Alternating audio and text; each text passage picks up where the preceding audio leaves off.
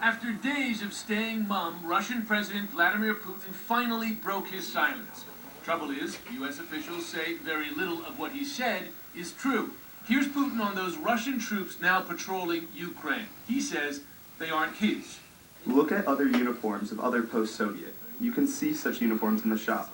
They were self-defense teams. They were prepared very well, but look how well the people in Kiev were prepared. And here's Putin on the protesters who brought down the pro-Russian government in Kiev. We have neo-Nazis and Nazis and anti-Semites in some parts of the Ukraine, including Kiev. Putin wasn't very kind to the U.S. either. I have a feeling in America some people sit in some lab doing experiments like on rats without knowing the consequences.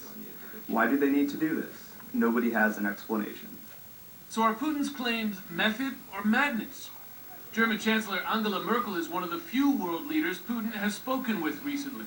According to the New York Times, she described him to Obama as being in another world, a sentiment shared by some Russian observers who say the president has surrounded himself with yes-men in the Kremlin. Others, however, say Putin is very much in command of his senses and, in fact, has a plan for a world order he sees as a real threat to Russia's interests. Whether it's Libya or Syria or Iran or Ukraine, he sees Western actions as uniquely attempting to undermine Russian power.